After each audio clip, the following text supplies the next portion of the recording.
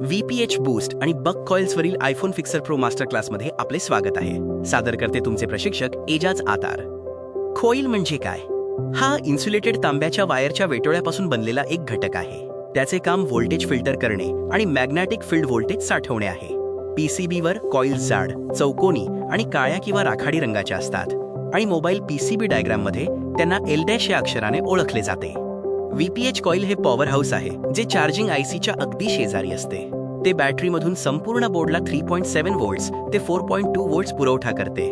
जर हे कॉइल खराब झाले तर फोन पूर्णपणे बंद पडतो। बूस्ट कॉइल हा डिस्प्ले सेक्शनमध्ये वापरला जाणारा स्टेप अप पॉवर सर्किट आहे। तो LCD बॅकलाइटला वीज पुरवण्यासाठी 15 व्होल्ट्स ते 40 व्होल्ट्स निर्माण करतो। बिघाडाचे एक सामान्य लक्षण म्हणजे स्क्रीनवर ग्राफिक्स दिसतात पण प्रकाश नसतो। बक सेक्शन उच्च करंट प्रदान करते जे सामान्यतः पॉवर ICच्या शेजारी लागलेले असते। याचे कार्य व्होल्टेज कमी करणे पण एम्पियर्स मधील करंट वाढवणे हे आहे। हे सेक्शन CPU आणि RAM प्रोसेसिंगसाठी आवश्यक असलेला उच्च करंट देते। महत्त्वाच्या बकलाइन नावांमध्ये मुख्य CPU प्रोसेसिंगसाठी वद्य कोर, नेटवर्क आणि बेसबँड ICs साठी VDD मोडेम आणि गेमिंग व उच्च ग्राफिक्स अनुप्रयोगांसाठी VDD GPU यांचा समावेश होतो। S लाईन्स या स्विचिंग लाईन्स आहेत जसे की S1, S2, S3 ज्या PMIC मधून बाहेर पडतात। चेक करण्याची पद्धत एक म्हणजे कंटिन्युटी किंवा कोल टेस्ट। मल्टीमीटरला डायोड मोडवर सेट करा।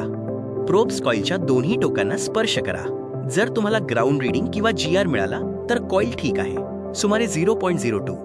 जर GR मिळाला नाही OL तर कॉइल ओपन आहे किंवा खराब आहे। पद्धत 2 म्हणजे डायोड मोड किंवा GR चेक करणे। लाल प्रोब PCBच्या ग्राउंडवर ठेवा। काळा प्रोब कॉइलच्या टोकाला स्पर्श करा। सामान्य रीडिंग 250 आणि 600 दरम्यान असते, ज्यामुळे लाईन ठीक असल्याचे दर्शवते। हा चार्ट बक सेक्शन व्हॅल्यू व व्होल्टेज दाखवले आहे। लक्षात घ्या की VDD कोर आणि VDD GPU साठी GR व्हॅल्यू कमी आहेत, जे CPU लाईन्ससाठी सामान्य आहे आणि शॉर्ट असल्याचे दर्शवत नाही। हॉट टेस्ट व्होल्टेजेस देखील प्रदान केलेले आहेत। हॉट टेस्टिंगसाठी किंवा लाईव्ह व्होल्टेज तपासण्यासाठी फोन चालू करा किंवा चार्जर कनेक्ट करा। मल्टीमीटरला DC ऑटो मोडवर सेट करा। कॉइलचे आउटपुट व्होल्टेज तपासा जे 0.6 ते 1.2 दरम्यान असावे। जर व्होल्टेज नसेल तर पॉवर IC किंवा इनपुट लाईनमध्ये दोष असू शकतो। CPU व्होल्टेज तपासण्यासाठी संदर्भासाठी स्कीमॅटिक डायग्राम वापरा। शॉर्ट शोधण्यासाठी जर GR रीडिंग 0.02 असेल तर ते पूर्ण शॉर्ट लाईन दर्शवते। संबंधित बक कॉइल काढा आणि दोन्ही बाजू पुन्हा तपासा।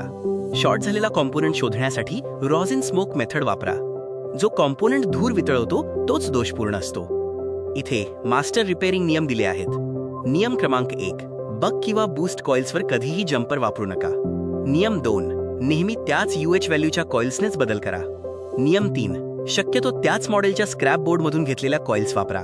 नियम 4, कॉइल बदलल्यानंतर सोल्डरिंग स्वच्छ आणि मजबूत असल्याची खात्री करा। सामान्य समस्यांमध्ये फोन पूर्णपणे बंद असणे किंवा DC मशीन किंवा 6 पोर्ट चार्जरवर कोणताही एम्पियर न दाखवणे यांचा समावेश होतो। हे मोबाईलच्या बक लाईनमध्ये किंवा मुख्य VPH लाईनमध्ये शॉर्ट असल्यामुळे होऊ शकते। तुमच्या दैनंदिन चेकलिस्टमध्ये सर्व बक कॉइल्स ओळखणे आणि त्यांच्या GR व्हॅल्यूज नोंदवणे यांचा समावेश आहे। कार्यरत फोनमधील प्रत्येक कॉइलचे व्होल्टेज तपासा। स्क्रॅपबोर्डवरून कॉइल्स काढणे आणि पुन्हा बसवणे याचा सराव करा। शेवटी स्कीमॅटिक डायग्राममध्ये बक लाईन्स ट्रॅक करायला शिका। सारांशात अचूकतेवर लक्ष केंद्रित करा। परफेक्ट दुरुस्तीसाठी मल्टीमीटरच्या रीडिंग्सवर विश्वास ठेवा। हार्डवेअर कौशल्यासाठी कॉइल्स काढताना आणि बसवताना पेस्ट आणि तापमानाची काळजी घ्या। नियम लक्षात ठेवा, गोष्टी सोप्या ठेवा। हा व्हिडिओ पाहिल्याबद्दल धन्यवाद। जर तुम्हाला काही प्रश्न असतील किंवा अधिक जाणून घ्यायचे असेल तर तुम्ही माझ्याशी थेट संपर्क साधू शकता।